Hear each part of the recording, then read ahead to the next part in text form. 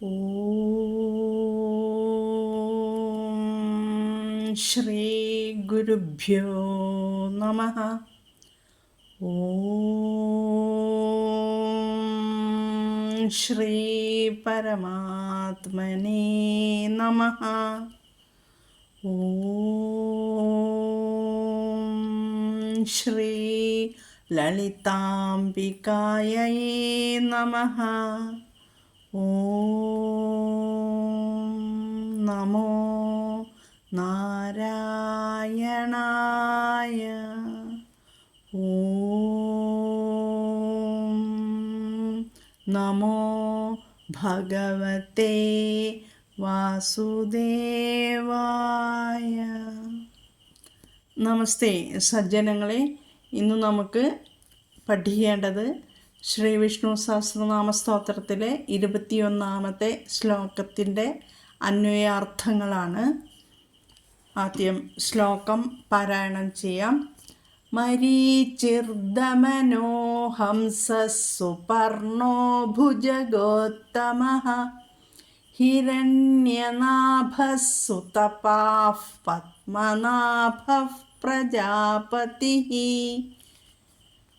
ഇതിൽ ഈ ശ്ലോകത്തിൽ 189 മുതൽ 197 കൂടിയുള്ള 9 നാമങ്ങളാണ് നമുക്ക് മനസ്സിലാക്കേണ്ടത്.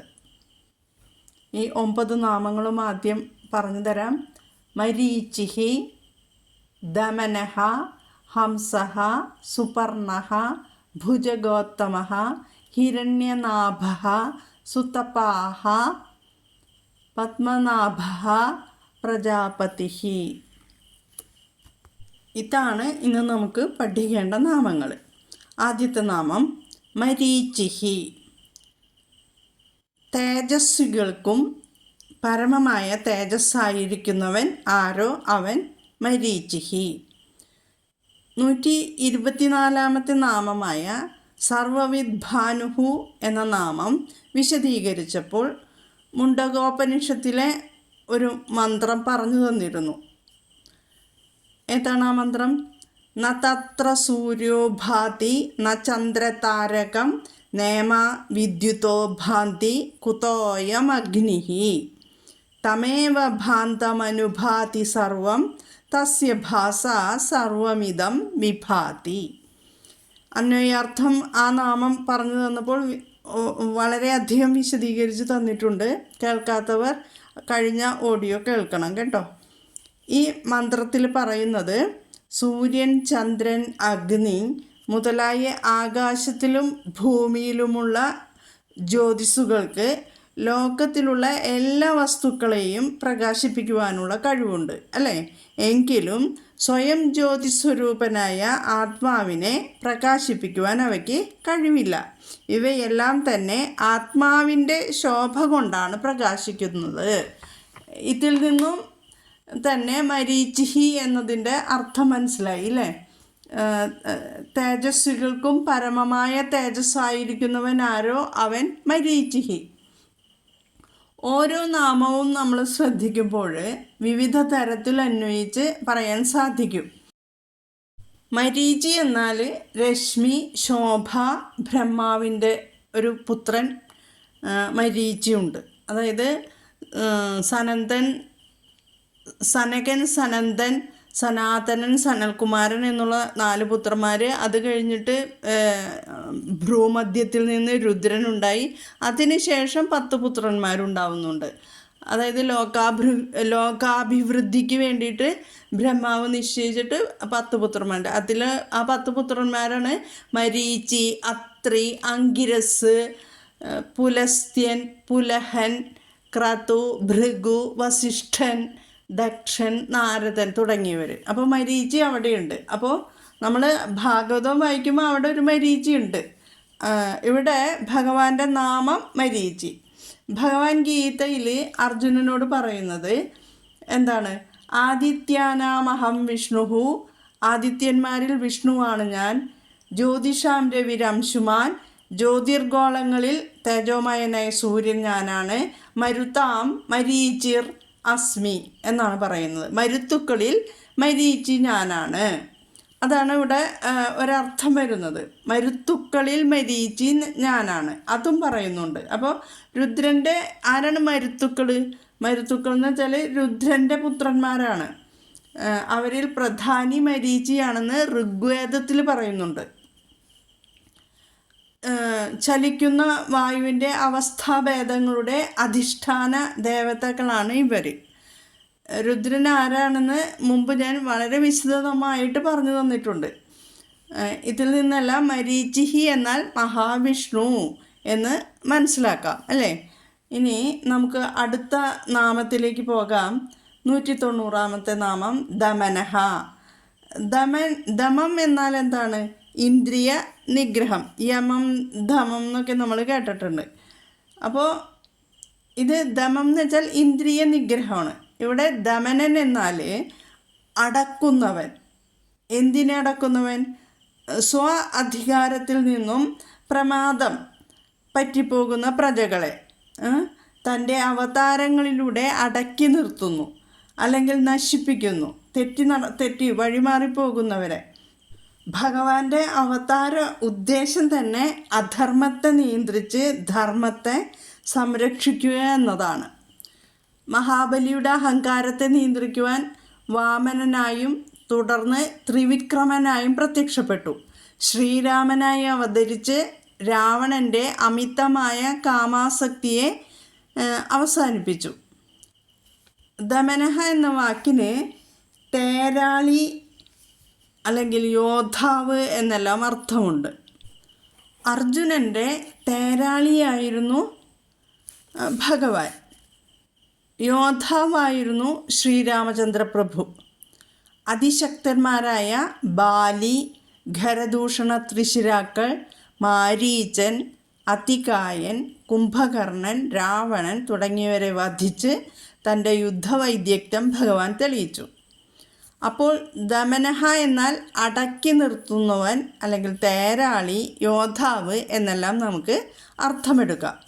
ഇനി അടുത്ത നാമം 191ാമത്തെ നാമം ഹംസഹ. ഹംസം എന്നതിന് അരയന്നം, ശ്രേഷ്ഠം, പോത്ത് എന്നെല്ലാം അർത്ഥമുണ്ട്. ബ്രഹ്മാവിൻ്റെ വാഹനമാണ് ഹംസം അല്ലേ. അരയന്നത്തിനൊരു പ്രത്യേകതയുണ്ട്, അറിയാമോ? അത് പാലും വെള്ളവും ചേർന്ന് കിട്ടുന്ന മിശ്രിതത്തിൽ നിന്ന് പാൽ മാത്രം വേർതിരിച്ചെടുത്ത് കുടിക്കുന്നു എന്നാണ് പറയുന്നത്. ഇതിൽ വേറെയും അർത്ഥം അടങ്ങിയിട്ടുണ്ട്. എന്താണ്? സത്തും അസത്തും ചേർന്നതിൽ നിന്ന് സത്ത് മാത്രം എടുക്കുന്നത് എന്ന് മനസ്സിലാക്കാം. അതായത് സജ്ജനങ്ങളും ദുർജനങ്ങളും ഉണ്ട് അല്ലേ. അതിൽ സജ്ജനങ്ങളെ സംസാര ദുഃഖത്തിൽ നിന്ന് ഭഗവാൻ മോചിപ്പിക്കുന്നു എന്നും നമുക്ക് അർത്ഥമെടുക്കാം. അഹം ബ്രഹ്മാസ്മി എന്നത് ബൃഹദാരണ്യകോപനിഷത്തിലെ ഒരു മന്ത്രമാണ്. അഹം എന്നാൽ ഞാൻ. ബ്രഹ്മാസ്മി, ബ്രഹ്മം അസ്മി, ബ്രഹ്മമാകുന്നു. ഞാൻ ബ്രഹ്മമാകുന്നു. ബ്രഹ്മം എന്നാൽ ഞാൻ ആദ്യമേ പറഞ്ഞു തന്നിരുന്നു എന്താണെന്ന്. സോഹമസ്മി, സോഹമസ്മി അങ്ങനെയും വേദത്തിൽ പറയുന്നുണ്ട്. എന്താണോ? സോഹമസ്മി. സഹ എന്ന് വെച്ചാൽ അവൻ, അഹം ഞാൻ, അസ്മി ആകുന്നു, അവൻ ഞാനാകുന്നു. ആരാണ് അവൻ? പരബ്രഹ്മം, അതായത് മഹാവിഷ്ണു. ഞാൻ വിഷ്ണുവാണ് എന്ന ഭാവത്തിലേക്ക് സാധകൻ ക്രമേണ ഉയരണം. അങ്ങനെ ഭാവന ചെയ്യുന്നവരുടെ സംസാര ഭയത്തെ ഹനിക്കുന്നവനായതുകൊണ്ട് ഭഗവാന് ഹംസഹ എന്ന നാമം ഉചിതമായി കിട്ടും. ഉചിതം എന്ന് പറയാം. ഇനി ഹംസഹ എന്നതിന് പോത്ത് എന്നൊരർത്ഥമുണ്ടെന്ന് ഞാൻ പറഞ്ഞില്ലേ. നമുക്കിന്ന് പരബ്രഹ്മത്തെയും പോത്തിനെയും സംബന്ധിച്ചുള്ള ഒരു കഥ കേട്ടാലോ? ഇടയ്ക്ക് ഒരു കഥ പറയുന്നത് നല്ലതല്ലേ? പലരും ആവശ്യപ്പെട്ടിട്ടുണ്ട് ഇടയ്ക്കിടയ്ക്ക് ഒരു കഥ പറയണമെന്ന്. പറയപ്പെട്ട പന്തിരുകുലം, അതിനെക്കുറിച്ച് കേട്ടിട്ടുണ്ടോ? ഉജ്ജയിനിയിലെ രാജാവായിരുന്ന വിക്രമാദിത്യൻ്റെ സദസ്സിലെ പണ്ഡിത ശ്രേഷ്ഠനായിരുന്നു വരരുചി എന്ന ബ്രാഹ്മണൻ. ഒരിക്കൽ വിക്രമാദിത്യ മഹാരാജാവ് തൻ്റെ പണ്ഡിതന്മാരോടൊരു ചോദ്യം ചോദിച്ചു. രാമായണത്തിലെ ഏറ്റവും ശ്രേഷ്ഠമായ ശ്ലോകം ഏതാണെന്നായിരുന്നു ആ ചോദ്യം. പണ്ഡിതന്മാരിൽ ശ്രേഷ്ഠനായ വരരുചിക്ക് പോലും ഉത്തരം കണ്ടെത്താനായില്ല. അദ്ദേഹം കൂടുതൽ സമയം രാജാവിനോട് ആവശ്യപ്പെട്ടു. രാജാവ് 41 ദിവസത്തെ അവധി നൽകി. വരരുചി ഉത്തരം കണ്ടെത്താനായി യാത്ര തുടങ്ങി. 40-ാം ദിവസം യാത്ര ചെയ്യുകയായിരുന്ന വരരുചി വനത്തിലൂടെയാണ് യാത്ര ചെയ്തിരുന്നത്. ക്ഷീണം കൊണ്ട് അദ്ദേഹം ഒരു ആൽമരച്ചുവട്ടിൽ വിശ്രമിച്ചു. കുറച്ചു നേരം കഴിഞ്ഞപ്പോൾ അദ്ദേഹം ഉറങ്ങിപ്പോയി. ആ ആൽമരം വനദേവതമാരുടെ ഇരിപ്പിടമായിരുന്നു. വരരുചി ഉണർന്നപ്പോൾ കേൾക്കുന്നത് വനദേവതമാരുടെ ഒരു സംഭാഷണമായിരുന്നു. അടുത്തുള്ള ഒരു പറയി ഗൃഹത്തിൽ പ്രസവത്തിന് പോയി തിരിച്ചു വന്നവർ ദേവതമാരോട് അവിടെ ഒരു പെൺകുഞ്ഞാണ് പിറന്നതെന്ന് പറഞ്ഞു.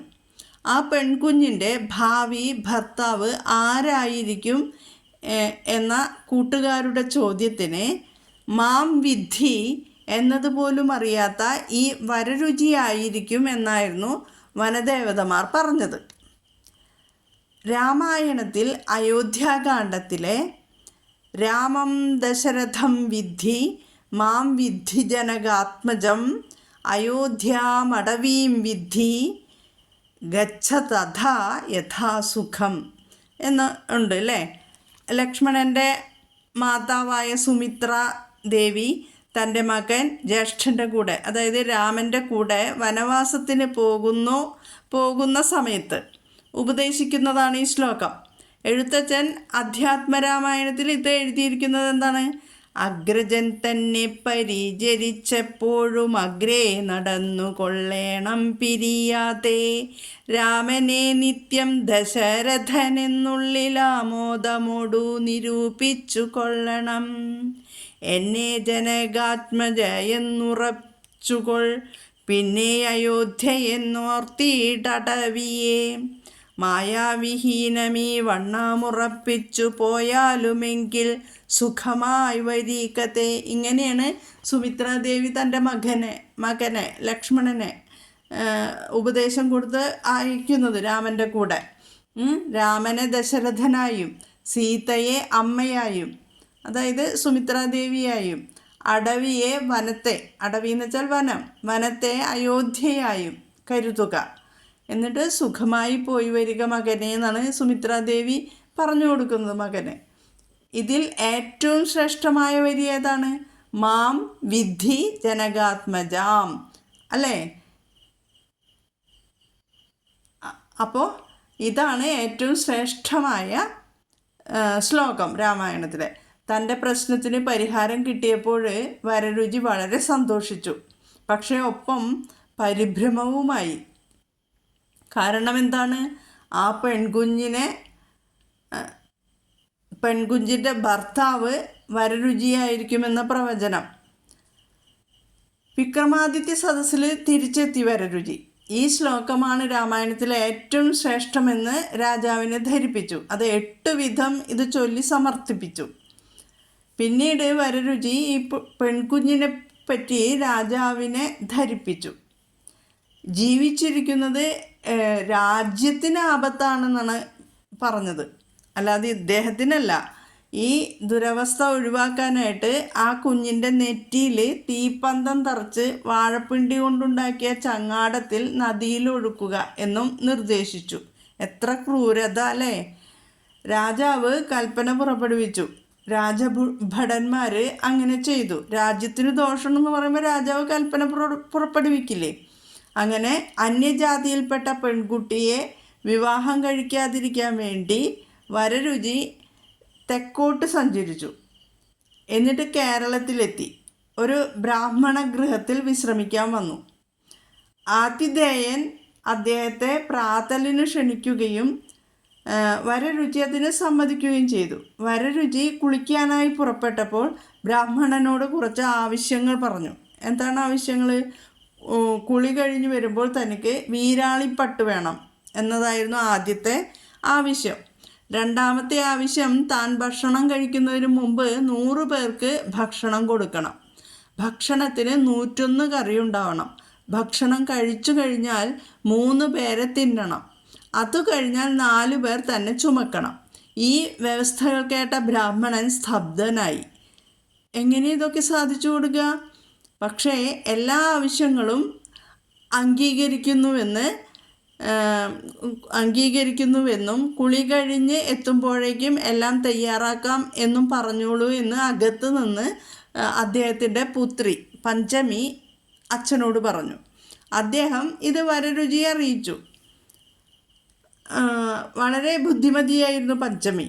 വീരാളിപ്പെട്ട് എന്താണ്? അത് പണ്ട് ഈ കുളി കഴിഞ്ഞിട്ട് ചീന്തൽ കോണകം അടിവസ്ത്രം ഉപയോഗിക്കുന്നതാണത്. പിന്നെ 100 പേർക്ക് ഭക്ഷണം കൊടുക്കുമെന്ന് പറഞ്ഞതിൻ്റെ സാരം എന്താണ്? വൈശ്യം കഴിക്കണമെന്നാണ്. അതെന്താണ്? ബ്രാഹ്മണരുടെ ഒരു കർമ്മം ആണത്, വൈശ്യഹോമം. വൈശ്യദേവം എന്നാണ് പറയുക, അല്ലെങ്കിൽ ഹോമം. അതാണത്. അത് 100 ബ്രാഹ്മണർക്ക് ഹവിസ് ആഹൂതി ചെയ്യുന്നതാണത്. അടുത്തത് 101 കറി വേണമെന്നല്ലേ? അതായത് 101 കറിക്ക് നമ്മളും പറയും ഇഞ്ചിക്കറി. 101 കറിക്ക് 108 കറിയുടെ ഫലമാണ് ഒരു ഇഞ്ചിക്കറി എന്നാണ് പറയുക, അല്ലേ? അപ്പോൾ അതാണ് ഇവിടെ പറയുന്നത്. 3 പേരെ തിന്നണമെന്ന് പറഞ്ഞതിൻ്റെ അർത്ഥം എന്താണ്? വെറ്റില, അടയ്ക്ക, ചുണ്ണാമ്പ് ഇവ കൂട്ടി മുറുക്കണം. അടുത്തത് 4 പേർ ചുമക്കണം. ഊണ് കഴിഞ്ഞാൽ കുറച്ച് കിടക്കണം. അതാണത്. 4 കാലല്ലേ കട്ടിലിനുള്ളത്. അപ്പോൾ 4 പേര് ചുമക്കുന്നു. ഇതെല്ലാം അച്ഛന് പഞ്ചമി ശരിക്കും അങ്ങോട്ട് വിസ്തരിച്ചു കൊടുത്തു. പഞ്ചമിയുടെ ബുദ്ധി സാമർഥ്യത്തിൽ ആകൃഷ്ടനായ വരരുചി അവളെ വിവാഹം കഴിക്കാൻ ആഗ്രഹിച്ചു. പഞ്ചമിയുടെ പിതാവ് ആ ആഗ്രഹം നിറവേറ്റി കൊടുക്കുകയും ചെയ്തു. വിവാഹം കഴിച്ചതിന് ശേഷം പഞ്ചമിയുടെ നെറ്റിയിൽ ഒരു മുറിവ് കാണാനിടയായി. അതെന്താണെന്ന് അന്വേഷിച്ച വരരുചിക്ക് പഞ്ചമി ആ ബ്രാഹ്മണൻ്റെ മകളല്ലെന്നും എടുത്തു വളർത്തിയതാണെന്നും മനസ്സിലായി. വരരുചി വനദേവതമാർ പറഞ്ഞ കാര്യങ്ങൾ ഓർക്കുകയും പഞ്ചമി ആ പറയ കുടുംബത്തിലെ പെൺകുഞ്ഞു തന്നെ എന്ന് മനസ്സിലാക്കുകയും ചെയ്തു. സ്വന്തമായി സമുദായത്തിൽ നിന്ന് ഭ്രഷ്ട് കൽപ്പിച്ച് വരരുചി താൻ ചെയ്ത പാപങ്ങൾക്ക് പ്രായശ്ചിത്തമായി പഞ്ചമിയോടൊത്ത് തീർത്ഥയാത്രയ്ക്ക് പോയി. യാത്രക്കിടയിൽ വരരുചിയുടെ ഭാര്യ ഗർഭിണിയാകുകയും ഒരു കുട്ടിയെ പ്രസവിക്കുകയും ചെയ്തു. ഇതറിഞ്ഞ വരരുചി കുട്ടിക്ക് വായ ഉണ്ടോ എന്ന് ചോദിച്ചു. ഇതിൽ കുറേ കഥകൾ, പാഠഭേദങ്ങളൊക്കെ ഉണ്ട് കേട്ടോ. വരരുചി ഈ കുട്ടിയെ കുളിപ്പിക്കുന്നു, എന്നിട്ട് നാമകരണം ചെയ്യുന്നു എന്നെല്ലാം കഥകൾ പലതും കേൾക്കുന്നു. അപ്പോൾ അങ്ങനെ ചെയ്തിട്ട് വായുണ്ടോ എന്ന് പഞ്ചമിയോട് ചോദിച്ചപ്പോൾ ഉണ്ടെന്നുള്ള മറുപടി പറഞ്ഞു. അപ്പോൾ കുട്ടിയെ അവിടെ ഉപേക്ഷിക്കാമെന്ന് വരരുചി. സ്വന്തം ആദ്യം പറഞ്ഞ നമ്മുടെ കുട്ടിയെ ആദ്യം പറഞ്ഞതായാലും അവസാനം പിറന്നതായാലും നമ്മൾ ഉപേക്ഷിക്കുമോ നമ്മുടെ മക്കളെ? ഇല്ല. അപ്പോൾ ഒരു അമ്മയുടെ വേദന എന്തായിരിക്കണം? അപ്പോൾ മടിച്ചു നിന്നു, അല്ലേ? വരരുചി അവിടെ മടിച്ചു നിന്നു. അപ്പോൾ ഭാര്യയോട് വരരുചി പറഞ്ഞു, വായ കീറിയ ഈശ്വരൻ വായ്ക്ക് ഇരയും കൽപ്പിച്ചിട്ടുണ്ട് എന്നായിരുന്നു. അങ്ങനെ ആ കുട്ടിയെ അവിടെ ഉപേക്ഷിച്ചു. പക്ഷേ അത് ആ കുട്ടിയെ എടുത്തു വളർത്തുന്നുണ്ട് കേട്ടോ. അപ്പോൾ തന്നെ വേറെ ഒരു സ്ത്രീ കാണുകയും, ഉണ്ണിമായ എന്ന് പറഞ്ഞ സ്ത്രീ കാണുകയും ആ കുട്ടിയെ ഒരു മഠത്തിലേക്ക് കൊണ്ടുപോവുകയൊക്കെ ചെയ്യുന്നുണ്ട്. ഇതേ പ്രവൃത്തി അവരുടെ 11ാമത്തെ കുട്ടിയുടെ കാര്യത്തിൽ വരെ ആവർത്തിച്ചു. അതിനാൽ ഇനിയുള്ള കുട്ടിയെ നഷ്ടപ്പെടരുത് എന്ന ആഗ്രഹത്തിൽ കുട്ടിക്ക് വായുണ്ടോ എന്ന ചോദ്യത്തിന് ആ അമ്മ ഇല്ല എന്ന് മറുപടി കൊടുത്തു അത്രേ. എന്നാൽ കുട്ടിയെ എടുത്തോളൂ എന്ന് വരരുചി നിർദ്ദേശിച്ചു. അത്ഭുതം! ആ കുട്ടിയുടെ വായ അപ്രത്യക്ഷമായി. ആ ശിശുവിനെ വരരുചി ഒരു മലയുടെ മുകളിൽ പ്രതിഷ്ഠിച്ചു. അവൻ പിന്നീട് വായില്ലാ കുന്നിലപ്പൻ എന്ന് അറിയപ്പെടുകയും ചെയ്തു. ഈ ഉപേക്ഷിച്ച എല്ലാ മക്കളെയും സമൂഹത്തിൻ്റെ പല തട്ടുകളിലുള്ള വ്യക്തികൾ എടുത്ത് വളർത്തി. ബ്രാഹ്മണനായ വരരുചിക്കും പറയ സമുദായത്തിൽ ജനിച്ച അദ്ദേഹത്തിൻ്റെ ഭാര്യ പഞ്ചമിക്കും ജനിച്ച സന്തതി പരമ്പരയാണ് പറയിപ്പറ്റ പന്തിരുകുലം എന്ന് അറിയപ്പെടുന്നത്. മക്കളുടെ പേരുകൾ മേഴത്തോൾ അഗ്നിഹോത്രി, പാക്കനാര്, രചകൻ, കാരയ്ക്കലമ്മ, അക്കവൂർ ചാത്തൻ, വള്ളോൻ, അതായത് തിരുവള്ളുവർ എന്ന് പറയില്ലേ, ഉപ്പുകൂറ്റൻ, പാണനാർ, ഉളിയന്നൂർ പെരുന്തച്ചൻ. ഇതിൽ കുറേ പേരൊക്കെ നമുക്ക് അറിയാമല്ലേ, പെരുന്തച്ചൻ്റെ കഥ, പാണനാരുടെ കഥ, അങ്ങനെ പാക്കനാര്, പിന്നെ വായില്ല കുന്നിലപ്പൻ, നാറാണത്ത് ഭ്രാന്തൻ. ഇതാണ് 12ാമത്തേത്. ഇതാണ് കഥ. ഇതിൽ അക്കവൂർ മനയിലെ ചാത്തൻ, അക്കവൂർ ചാത്തൻ എന്നറിയും. അതായത് അക്കവൂർ മനയിലൊരു നമ്പൂതിരിയുടെ പരദേവതയായിരുന്നു പരബ്രഹ്മം. അപ്പോൾ ഈ നമ്പൂതിരിനെ സഹായിക്കാനുള്ള അതായിരുന്നു ചാത്തൻ എന്ന് പറഞ്ഞ മകൻ, വരരുചിയുടെ മകൻ. നമ്പൂതിരിയുടെ ദാസനായിരുന്നു അക്കവൂർ ചാത്തൻ. നമ്പൂതിരി ദിവസവും 7.5 നാഴിക വെളുപ്പുള്ളപ്പോൾ എഴുന്നേറ്റ് കുളിച്ച് ഉച്ചവരെ പരബ്രഹ്മ പൂജ കഴിച്ചിരുന്നു. ഒരിക്കൽ പരബ്രഹ്മധ്യാന നിരതനായി വർത്തിച്ച നമ്പൂതിരിയോട് പരബ്രഹ്മം എങ്ങനെ ഇരിക്കുന്നുവെന്ന് ചാത്തൻ ചോദിച്ചു. അപ്പോൾ നമ്പൂതിരി പറഞ്ഞു, നമ്മുടെ മാടൻ പോത്തിനെ പോലെ ഇരിക്കുമെന്ന്. നമ്പൂതിരി പരിഹസിച്ചതാണ്. ചാത്തൻ അത് കേട്ട് ദിവസവും 41 ദിവസം പരബ്രഹ്മത്തെ പോത്തിൻ്റെ രൂപത്തിൽ ആരാധിച്ചു അത്രേ, ധ്യാനിച്ചു. അതിൻ്റെ ഫലമായിട്ട് പരബ്രഹ്മം മാടൻ പോത്തിൻ്റെ രൂപത്തിൽ പ്രത്യക്ഷപ്പെട്ടു. മാടൻ പോത്ത് ചാത്തന് മാത്രമായിരുന്നു കാണാൻ പറ്റിയിരുന്നത്, മറ്റാർക്കും കാണാൻ പറ്റിയിരുന്നില്ല. ചാത്തൻ ഇത് മനസ്സിലാക്കിയിരുന്നില്ല. അതിന് തനിക്ക് മാത്രമേ കാണാൻ കഴിയൂ എന്നുള്ളത് ചാത്തനും അറിയില്ലായിരുന്നു. അത് നമ്പൂതിരിയുടെ വീട്ടിലെ മാടൻ പോത്താണെന്നാണ് ചാത്തൻ ധരിച്ചിരുന്നത്. അവൻ അതിനോട് സംസാരിക്കുകയും തീറ്റ കൊടുക്കുകയും ചെയ്തിരുന്നു. മാടൻ പോത്ത് ചാത്തൻ എവിടെ പോയാലും കൂടെയുണ്ടായിരുന്നു. ഒരിക്കൽ ഇന്നത്തെ ഓച്ചിറ ഭാഗത്തു കൂടി നമ്പൂതിരി വരികയായിരുന്നു. പിന്നാലെ ചാത്തനും, പുറകെ മാടൻ പോത്തും. അന്ന് അവിടെ നിറയെ വയലായിരുന്നു. പാടങ്ങളേക്കുള്ള പ്രവേശനം ഒരു ചെറിയ വാതിൽ കൂടിയായിരുന്നു. നമ്പൂതിരിയും ചാത്തനും കൂടി വാതിൽ കടന്നു. ചാത്തൻ തിരിഞ്ഞു നോക്കിയപ്പോൾ മാടൻ പോത്തിന് തൻ്റെ വലിയ കൊമ്പ് കാരണം വാതിൽ കടന്നു വരാൻ പ്രയാസമാണെന്ന് മനസ്സിലായി. ചാത്തൻ പോത്തിനോട് പറഞ്ഞു, തല ചരിച്ചു കയറാം. ഇത് കേട്ട് നമ്പൂതിരി ചാത്തനോട്, ആരോടാ നീ സംസാരിക്കുന്നത് എന്ന് അന്വേഷിച്ചു. നമ്മുടെ മാടൻ പോത്തിനോട് എന്നായിരുന്നു ചാത്തൻ്റെ മറുപടി. പക്ഷേ നമ്പൂതിരിക്ക് മാടൻ പോത്തിനെ കാണാൻ പറ്റില്ലല്ലോ. അവസാനം നമ്പൂതിരി ചാത്തനെ തൊട്ട് നോക്കിയപ്പോൾ മാടൻ പോത്തിനെ കണ്ടു. നമ്പൂതിരിയെ കണ്ട മാത്രമേ പോത്തിൻ്റെ രൂപത്തിലുള്ള പരബ്രഹ്മം ഓടിച്ചെന്നൊരു ചിറയിലേക്ക് ചാടി എന്നാണ് പറയുന്നത്. ആ ചിറയാണ് പോത്തിൻ ചിറ ആയി മാറിയത്. പിന്നീട് ഓച്ചിറയായും മാറി. പരബ്രഹ്മനാഥമായ ഓങ്കാരത്തിൽ നിന്നാണ് ഓച്ചിറ എന്ന പേര് വന്നത്. പോത്ത് പോയതോടെ ചാത്തൻ വിഷമത്തിലായി. പിന്നീട് ആ പോത്ത് പരബ്രഹ്മമാണെന്ന് മനസ്സിലായതോടെ അവസാന കാലം വരെയും ചാത്തൻ ഓച്ചിറപ്പടനിലത്ത് പരബ്രഹ്മത്തെ ധ്യാനിച്ചുകൊണ്ട് ഭജനമിരിക്കുകയും അവിടെ ആണ്ടുതോറും നടന്നു വന്നിരുന്ന പടയിലൊന്നിൽ ചേർന്ന് മരിച്ചു സായുജ്യം പ്രാപിക്കുകയും ചെയ്തു എന്നാണ് കഥ. ഇതിൽ നിന്ന് എന്താണ് നമുക്ക് മനസ്സിലാക്കേണ്ടത്? പാഠം. അതായത് ഏത് രൂപത്തിലാണോ ഭഗവാനെ ധ്യാനിക്കുന്നത് ആ രൂപത്തിൽ നമുക്ക് ഭഗവാൻ പ്രത്യക്ഷപ്പെടും എന്നാണ് ഇതിൽ നിന്ന് നമുക്ക് മനസ്സിലാക്കേണ്ടത്. ഇനി അടുത്ത നാമത്തിലേക്ക് കടക്കാം. 192ാമത്തെ നാമം സുപർണഹ. പർണം എന്നാൽ ചിറക്ക് അല്ലേ? സുപർണം എന്നാൽ ശോഭനമായ ചിറകുകൾ ഉള്ളതിനാൽ സുപർണഹ. മനോഹരമായ ചിറകുകൾ ഉള്ളവനാരോ അവൻ സുപർണൻ.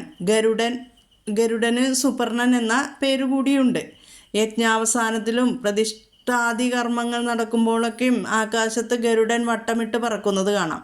ഭക്തർ മഹാവിഷ്ണുവിൻ്റെ സാന്നിധ്യമായിട്ടാണ് അതിനെ കാണുന്നത്.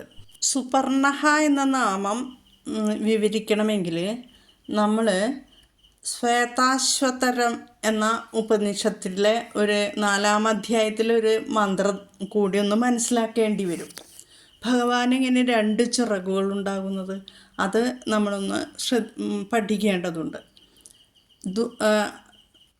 ശ്വേതാശ്വതരം എന്ന ഉപനിഷത്തിലെ മന്ത്രമാണ് ദ്വാസുപർണ സയുജാ സഖായ സമാനം വൃക്ഷം പരിഷസ്വജാതേ തയോരന്യഃ പിപ്പലം സ്വാദ്വത്യന്നസ്നന്നന്യോ അഭിചാകശീതി. ഇത്തിരി വിഷമമുള്ള ഒരു മന്ത്രമാണ്, എങ്കിലും അതൊന്ന് പരിചയപ്പെടുന്നത് നന്നായിരിക്കും. അതുകൊണ്ടാണ് ഞാനിവിടെ ഇത് പറയാൻ കാരണം. ഒരിത്തിരി സമയമെടുക്കും എങ്കിലും.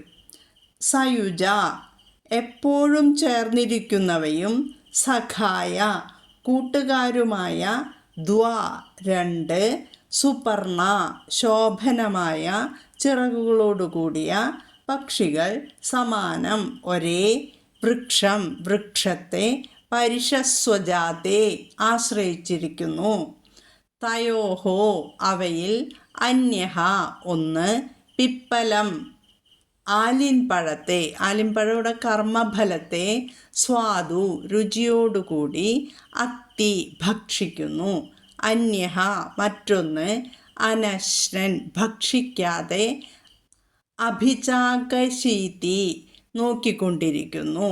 ഇതാണ് ഈ മന്ത്രത്തിലെ അർത്ഥം. അതായത് എപ്പോഴും ചേർന്നിരിക്കുന്നവയും സഖാക്കളുമായ 2 പക്ഷികൾ ഒരേ വൃക്ഷത്തെ ആശ്രയിച്ചിരിക്കുന്നു. ഇവിടെ വൃക്ഷം എന്താണ്? ശരീരം. പക്ഷികൾ എന്താണ്? ആത്മാക്കൾ. അവയിലൊന്ന് ജീവാത്മാവ്. ആ മരത്തിൻ്റെ പഴങ്ങൾ ഇവിടെ എന്താണ്? കർമ്മഫലങ്ങളെ വളരെ രുചിയോടുകൂടി അനുഭവിക്കുന്നു. മറ്റൊന്ന്, അതായത് പരമാത്മാവ് ഒന്നും ഭക്ഷിക്കാതെ അസക്തനായി കേവലം സാക്ഷിഭൂതനായിരിക്കുന്നു. ശരീരത്തെ വൃക്ഷമായിട്ട് ഇവിടെ പറയുന്നു. 2നും നാശമുണ്ട്, ശരീരത്തിനും വൃക്ഷത്തിനും, അല്ലേ? ജീവൻ്റെ ആസ്ഥാനം എന്താണ്? ശരീരമാണ്. പരമാത്മാവിനെ സാക്ഷാത്കരിക്കുന്നതും ശരീരത്തിൽ തന്നെ. അതുകൊണ്ട് ജീവാത്മാവും പരമാത്മാവുമാകുന്ന 2 പക്ഷികൾ ശരീരമാകുന്ന ഒരേ വൃക്ഷത്തെ ആശ്രയിച്ചിരിക്കുന്നതായി കൽപ്പിച്ചിരിക്കുന്നു. 2ഉം ഒരിക്കലും വേർപിരിയാത്ത കൂട്ടുകാരാണ്. കാരണം 2ഉം ഒരേ തത്വം തന്നെയാണ്. അവിദ്യാകാര്യമായ ബുദ്ധിയിലുണ്ടാകുന്ന പരമാത്മ പ്രതിബിംബം തന്നെയാകുന്നു ജീവൻ. വസ്തുവിൽ നിന്നുണ്ടായി വസ്തുവിൽ തന്നെ ലയിക്കുന്ന നിഴലും വസ്തുവും ഒരിക്കലും പിരിഞ്ഞിരിക്കാത്തതുപോലെ പരമാത്മാവിൽ നിന്നുണ്ടായി പരമാത്മാവിൽ തന്നെ ലയിക്കുന്ന ജീവനും ഒരിക്കലും പരമാത്മാവിൽ നിന്ന് പിരിഞ്ഞിരിക്കുകയില്ല. ജീവൻ ഒരു നിഴൽ പോലെ മാത്രമേ ഉള്ളൂ എന്നർത്ഥം. അത് അവിദ്യാവശഗതനായതുകൊണ്ട് സുഖദുഃഖസ്വരൂപമായ കർമ്മഫലങ്ങളെ അനുഭവിച്ചുകൊണ്ട് സംസാരത്തിൽ മഗ്നനായിരിക്കുന്നു. പരമാത്മാവോ അവിദ്യയ്ക്ക് അതീതനായതുകൊണ്ട് അനാസക്തനായി സാക്ഷി മാത്രമായിരിക്കുന്നു. ഇതാണ് സുപർണഹ എന്ന നാമം. 2 ചിറകുകൾ എന്ന നാമം ഭഗവാന് വരാനുള്ള ഒരു വിശദീകരണം ഇതാണ് കേട്ടോ. അത് ഇത്തിരി അധിക നേരം നമ്മൾ പറയണത് ശരിക്കും അങ്ങോട്ട് മനസ്സിലാവണമെങ്കിൽ. ശ്രീമദ് ഭാഗവതത്തിൽ ഇത് 11-ാം സ്കന്ധത്തിലുണ്ട്. പഠിച്ചവർക്കെല്ലാം ഓർമ്മയുണ്ടാകും. എന്തായാലും സുപർണഹ എന്നതിന് വേറൊരു അർത്ഥം പറയുന്നുണ്ട് ആചാര്യന്മാർ. ധർമ്മം അധർമ്മം എന്നിങ്ങനെ സുന്ദരങ്ങളായ 2 ചിറകുകൾ ഉള്ളവൻ എന്നും അർത്ഥം പറയുന്നുണ്ട് കേട്ടോ. ഇനി അടുത്ത നാമം ഭുജഗോത്തമഃ. ഭുജം കൊണ്ട് ഗമിക്കുന്നവരിൽ ഉത്തമനായതിനാൽ ഭുജഗോത്തമ എന്ന നാമം ലഭിച്ചു. കശ്യപന് കദ്രുവിൽ ജനിച്ച പുത്രന്മാരാണ് പാമ്പുകൾ. പാമ്പുകളെ ആകൃതിഭേദമനുസരിച്ച് സർപ്പങ്ങളെന്നും നാഗങ്ങളെന്നും വിളിക്കുന്നു. നാഗങ്ങൾക്ക് വിഷമില്ല, സർപ്പങ്ങൾക്ക് വിഷമുണ്ട് കേട്ടോ. അപ്പോൾ ഇവിടെ ഭുജഗോത്തമഹ എന്നാണ് പറയുന്നത്. നാഗങ്ങളിൽ വെച്ച് ഉത്തമ നാഗം ഏതാണ്? അനന്തനാണ്. നാഗത്തിന് വിഷമില്ല, അതാണ് വ്യത്യാസം. അനന്തൻ. ഭഗവത്ഗീതയിലെ വിഭൂതി യോഗത്തിൽ ഭഗവാൻ പറയുന്നുണ്ട്, അനന്തശ്ചാസ്മി നാഗാനാം, നാഗങ്ങളിൽ അനന്തൻ ഞാനാണ്. അനന്തം എന്നാൽ അറ്റമില്ലാത്തതെന്നും അർത്ഥം. ജഗത്തിനെ താങ്ങി നിർത്തുന്നത് അനന്തനാണെന്ന്, 1000 ശിരസ്സുകളുള്ള അനന്തനാണെന്ന് പറയുന്നു. ജഗത്തിന് ആധാരം താൻ തന്നെയാണെന്ന് ഭഗവാൻ പറയുന്നു. വിഭൂതി യോഗത്തിൽ തന്നെ ഭഗവാൻ പറയുന്നുണ്ട്, സർപ്പാണമസ്മി വാസുകിഹി എന്ന്. അപ്പോൾ ഉഗ്രവിഷമുള്ള സർപ്പങ്ങളിൽ വാസുകി ഞാൻ തന്നെ. നമ്മൾ ഇതിൽ നിന്ന് എന്താണ് മനസ്സിലാക്കേണ്ടത്? ഇതെല്ലാം ഭഗവാന്റെ വിഭൂതികളാണ് എന്നാണ്. വിഭൂതി എന്നാൽ എന്താണ്? ഭഗവാന്റെ പ്രഭുത്വത്തെയും സർവന്തര്യാമത്വത്തെയും വിസ്തരിക്കുന്ന അധ്യായം നമ്മൾ ഭഗവത്ഗീതയിൽ വിഭൂതി യോഗമുണ്ട്. ദൃശ്യമായ ഈ നാനാത്വ പ്രപഞ്ചത്തിൻ്റെ സത്ത പരമാത്മാവാകുന്നു.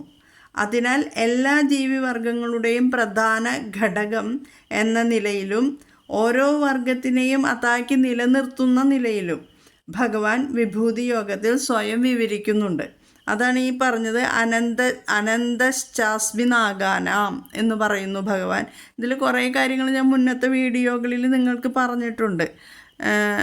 എന്താണ് രവി, അംശുമാൻ എന്നൊക്കെ ഞാൻ പറഞ്ഞു തന്നിട്ടുണ്ട്. അതൊക്കെ ഒന്ന് ഓർമ്മിച്ചാൽ നന്നായിരിക്കും കേട്ടോ. ഇത്രയേ ഉള്ളൂ ഈ വിഭൂതി യോഗത്തിൻ്റെ കാര്യം, അതായത് അനന്തൻ്റെ നാമം. വിഭൂതി യോഗത്തിൽ ഭഗവാൻ പറയുന്നു, അനന്തശ്ചാസ്മി നാഗാനാം എന്ന് പറയുന്നു. നാഗങ്ങളിൽ അനന്തൻ ഞാനാണെന്ന് ഭഗവാൻ പറയുന്നുണ്ട്. അപ്പോൾ അടുത്ത നാമത്തിലേക്ക് കടക്കാം. ഇതെല്ലാം ഭഗവാന്റെ വിഭൂതിയാണെന്ന് മനസ്സിലാക്കിയാൽ മതി. 194-ാമത്തെ നാമം ഹിരണ്യനാഭഃ. ഹിരണ്യനാഭഃ, ഹിരണ്യം പോലെ മംഗളമായ നാഭിയുള്ളതിനാൽ ഹിരണ്യനാഭഃ. ഹിരണ്യം എന്നാൽ എന്താണ്? സ്വർണം. ഭഗവാന്റെ നാഭിയിൽ നിന്നാണ് സൃഷ്ടിക്ക് ആദികാരണമായ പത്മം വികസിച്ചത്. ആ പത്മത്തിൽ നിന്നാണ് സൃഷ്ടികർമ്മം നടത്താനുള്ള നിയോഗവുമായി ബ്രഹ്മാവ് ആവിർഭവിച്ചത്. സൃഷ്ടിയുടെ മൂലസ്രോതസ്സായി ഭഗവാന്റെ നാഭിയെ സുവർണനാഭി എന്ന് പറയുന്നു. പിന്നെ വേറൊരു അർത്ഥമുണ്ട്, ഹിതവും രമണീയവും ആയ നാഭിയുള്ളതിനാലും ഹിരണ്യനാഭഃ എന്ന് നാമം.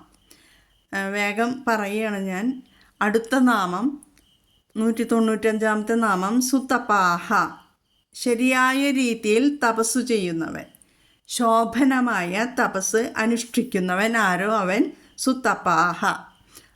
ബദരികാശ്രമത്തിൽ നരനാരായണ രൂപത്തിൽ ശോഭനമായ തപസ് അനുഷ്ഠിച്ചതുകൊണ്ട് സുതപാഹ എന്ന നാമം ലഭിച്ചു. തപസ് അനുഷ്ഠിക്കണമെങ്കിൽ മനസ്സിനെ ഇന്ദ്രിയങ്ങളിൽ നിന്നും പിൻവലിക്കണം. പിന്നെ ഏകാഗ്രതയും വേണം. ഭൂതകാലത്തെപ്പറ്റി ചിന്തിക്കാതെ, ഭാവിയെപ്പറ്റി ആശങ്കപ്പെടാതെ വർത്തമാനകാലത്ത് മനസ്സിനെ പൂർണ്ണമായും പ്രവൃത്തിയിൽ കേന്ദ്രീകരിക്കുമ്പോൾ പൂർണ്ണ ഫലസിദ്ധി കൈവരിക്കാൻ സാധിക്കും. മഹാവിഷ്ണു പൂർണ്ണമായും തൻ്റെ മനസ്സിനെ സംരക്ഷണ പ്രവൃത്തികളിൽ കേന്ദ്രീകരിക്കുന്നത് കൊണ്ടാണ് സുതപ്പൻ എന്ന പേര് ലഭിച്ചത്. ഇനി അടുത്ത നാമം 196-ാമത്തെ നാമം പത്മനാഭ. 48-ാമത്തെ നാമത്തിൽ ഞാനിത് വളരെ വിശദീകരിച്ച് തന്നിട്ടുണ്ട്. താമരപ്പൂ പോലെ സുന്ദരവും വൃത്താകൃതിയിലുമുള്ളതുമായ നാഭിയോട് കൂടിയവൻ ആരോ അവൻ പത്മനാഭൻ. താമരയുടെ വികസിത രൂപമാണ് പ്രപഞ്ചം. ഈ പ്രപഞ്ചത്തിൻ്റെ കേന്ദ്രബിന്ദു മഹാവിഷ്ണുവിൻ്റെ നാഭി തന്നെയാണ്. യോഗശാസ്ത്രത്തിൽ സൂക്ഷ്മ ശരീരത്തിലെ നാഭിക്കടുത്തുള്ള മണിപൂരക പത്മത്തെപ്പറ്റി വിവരിക്കുന്നുണ്ട്. 10 ദളങ്ങളോടുകൂടിയ ഈ പത്മത്തിൻ്റെ മധ്യത്തിലായി രം എന്ന അഗ്നിബീജം സ്ഥിതി ചെയ്യുന്നു. ഹൃദയപത്മത്തിൻ്റെ മധ്യത്തിൽ, അതായത് നാഭിയിൽ പ്രകാശിക്കുന്നത് കൊണ്ട് ഭഗവാനെ പത്മനാഭൻ എന്ന് വിളിക്കുന്നു. 197-ാമത്തെ നാമം പ്രജാപതി. പ്രജകളുടെ പതി, പിതാവ് പ്രജാപതി. എല്ലാ സൃഷ്ടികളും ഭഗവാനിൽ നിന്നും ഉദയം കൊണ്ടതുകൊണ്ട് എല്ലാവരുടെയും പിതാവാണ് ഭഗവാൻ. അതുകൊണ്ട് ഭഗവാന് പ്രജാപതി എന്ന നാമം ലഭിച്ചു. അങ്ങനെ 21ാമത്തെ ശ്ലോകത്തിലെ 9 നാമങ്ങളുടെയും അന്വയാർത്ഥങ്ങൾ നമ്മൾ മനസ്സിലാക്കി. ഇന്ന് ലേശം ഇത്തിരി വീഡിയോ നീണ്ടിട്ടുണ്ട്, കഥ പറഞ്ഞ കാരണം നീണ്ടത്. ഓക്കെ, എല്ലാവരും നന്നായി മനസ്സിലാക്കി മുന്നോട്ട് പോകൂ. ജഗദീശ്വരൻ്റെ കൃപാകടാക്ഷം എല്ലാവർക്കും ലഭിക്കുമാറാകട്ടെ. ഓം ശ്രീ ഗുരുഭ്യോ നമഃ. ഹരി ഓം. ഓം തത്സത്ത്.